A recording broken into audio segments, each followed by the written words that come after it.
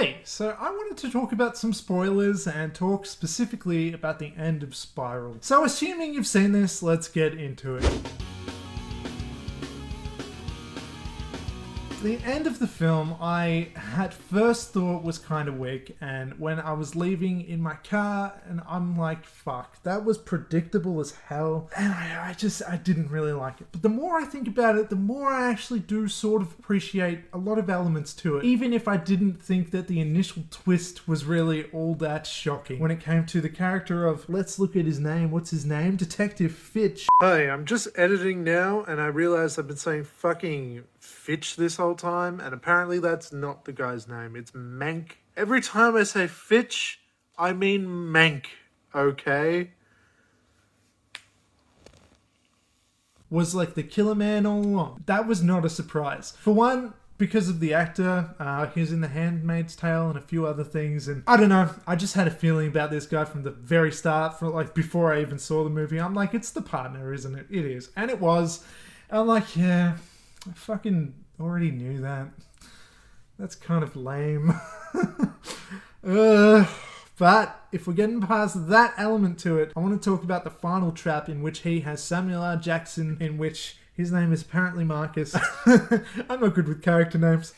In a trap. Let's just call him Chris Rock and Samuel L. Jackson, shall we? Zeke Banks. It's just Chris Rock, alright? So basically, the whole entire thing, the twist, the plot behind this, as it turns out, is that however many years ago, 12, 15 years ago or something, Fitch's Manx dad was killed by Chris Rock's partner, who Chris Rock ended up snitching on and getting pretty much hated on by the rest of the police and everything for doing so. And then because of that, because of the police all covering everything up and all the crimes and covering up the fact that his father was killed by a cop unwarrantedly, illegally, whatever the word is, the guy Mank then dedicates his entire life to becoming a cop, which maybe is a bit silly, but hey, it's Saw, let's buy it. And he even manages to become partners with the partner of that guy who killed his dad in Chris Rock, so that he could recruit Chris Rock, who he knows will snitch on bad people, who he knows is a good guy. He intends to recruit him to kill more cops, which is, for one, pretty ambitious, because when it comes to Chris Rock's character, we know that he is a stand-up guy. He's a good guy,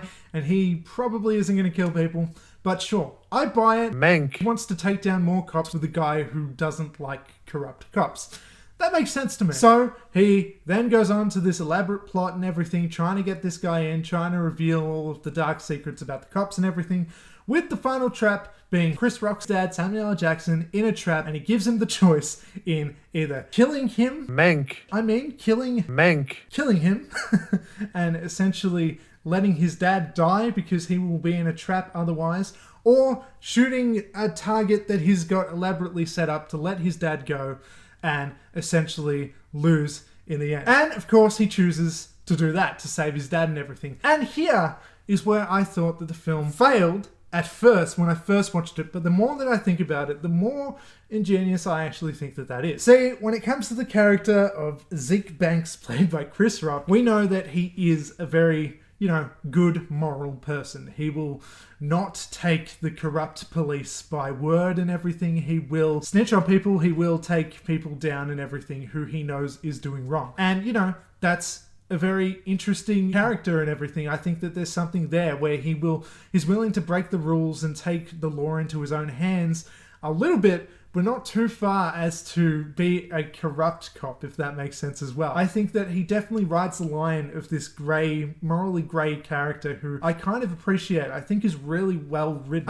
And I think that ingeniously, to be honest, when it came to the end of this film, it proves that even a guy like him can be part of the problem. See, I think the entire point of this film, because he chooses to save his dad and essentially absolve him of his crimes, basically, proves that he is sort of part of the problem, being that he will take people down who are bad, the corrupt cops and everything. He will be that good stand-up guy. But when it comes to the one guy that he knows and loves and everything, when it comes to his dad, things are different. And I think that that's something that the film is trying to say, that when it comes to corrupt police, when it comes to people who do bad things, they are somebody to somebody else, if that makes sense. Everybody is related to somebody. Every fucking mob crime guy is probably somebody's dad or brother or something to somebody else in the world. You know what I'm saying?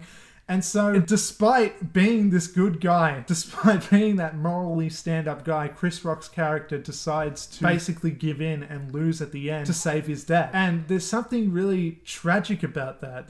Like, I think that that's sort of ingenious because he had to do that, didn't he? But then again, that's kind of contradicting himself, because if he can let his dad go, if he can let anybody go, it shouldn't matter that Samuel L. Jackson is his dad if he's a bad guy, at least in the eyes of Mank. You know, obviously things get a little bit grey there. Obviously, it's a little bit more complicated than that. But that, I think, is sort of the point, that like even a corrupt policeman who does wrong is attached to somebody, and that's how people like that get away with things, because people will protect them and cover them up and everything. And maybe they shouldn't. I'm not saying they should let them die in a saw trap. Maybe this is a bit more of an elaborate and exaggerated kind of emphasis on the idea. But I think that that is the main idea. That's what the film is trying to say. And I think that that's sort of ingenious. And another thing that I appreciate about this particularly last trap with Samuel L. Jackson and everything is that very casting. Basically, what happens is that Zeke, Chris Rock, shoots the target thing to let his dad go and everything. But really, there's much more of a sinister trap going on. And basically, that means that he has failed the test, and Mank has set things up where Samuel L. Jackson's arm will raise and it looks like he's holding a gun. So when the police show up, they all just shoot him and kill him. And when I first saw that, I was like, fuck, that's just super mean-spirited and just horrible and really violent and just sad, and not in a fun way, not in like a, ooh, that's a good twist kind of way, just in a like, fuck, that's just really mean. That's just really horrible and not enjoyable in any way whatsoever. Of course, that's on purpose, but just to me, it felt just like not like a fun Saw moment. It just felt like a horrible thing that I didn't want to happen. And I think that there's something there. I think that the reason I felt that way, and hear me out, this may make me a bit of a psycho, but I think the reason I felt that way is because the character that Samuel L. Jackson was played by Samuel L. Jackson. And hear me out, here's a familiar face. We as audiences, movie audiences, know Samuel L. Jackson. We like him, we respect him. And I think that because of that familiarity, there's kind of parallel between what I think the film is trying to say, in that, you know, if it's your dad, even if you are a guy who takes out corrupt cops and doesn't mind that and everything and doesn't like bad people like Chris Rock's character, if it's your dad or if it's an actor that you like, maybe you're going to feel more sympathy towards that person, and maybe you're going to let them go. And maybe that's an accident. Maybe this is not on purpose at all. Maybe they just cast Samuel L. Jackson to get more ticket sales. Very much a possibility. But I think that there might be an element there where,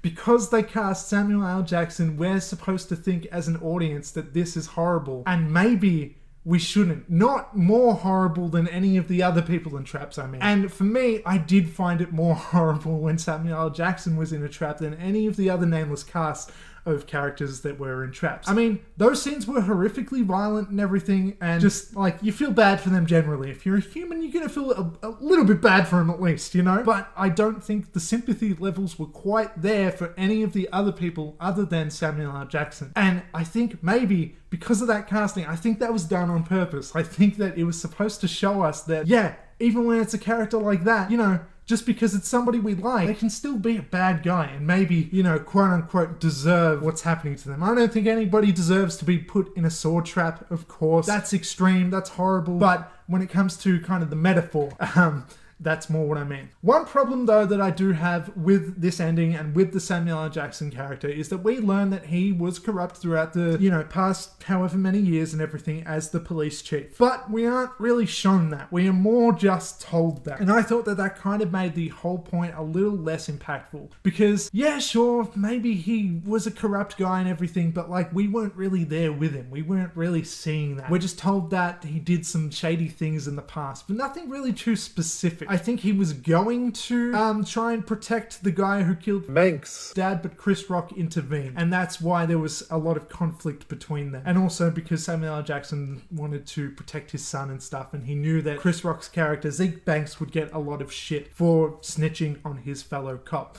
Which I think is also quite a realistic thing, you know, toxic masculinity in the police force and stuff, I'm sure is definitely a true thing. I don't know too much about it, I guess, like realistically, but I can definitely see that being a thing. But again, yeah, like we don't really know too specifically exactly how shady of a character Samuel L. Jackson's character is. And I think that that kind of lessens the impact and makes me as an audience member feel like he doesn't really deserve this, does he? But maybe again that's the point, because it's the familiar face and everything, and because he's, you know, we like him and everything, we feel a little bit worse for him because he's a character that we've spent time with. And maybe they meant to frame him this way so that we would be more empathetic to him, and so we would question that empathy, and so we would think about kind of the morals when it comes to these characters. And I think that that is really smart, if that's what they were going for. I'm not 100% sure that is what they were going for, but if it is, I like that. But again, still though, when it comes to the main character, he is a very uninteresting villain, and it was very predictable that he was going to end up being the villain. No, I didn't put everything together. I didn't know that his dad was the guy that the other guy killed and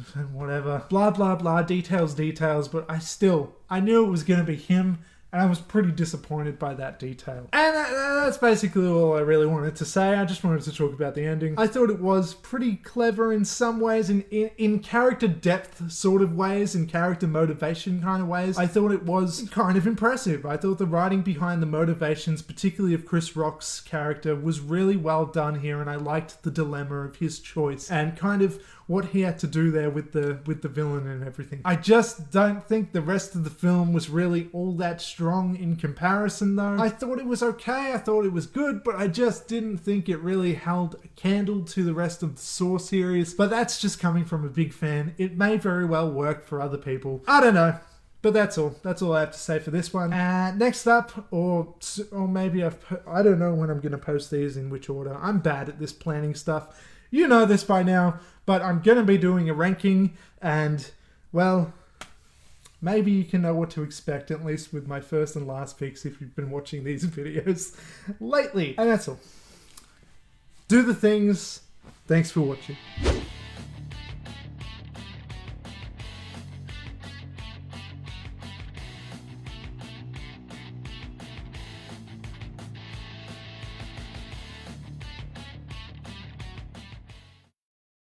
Mank.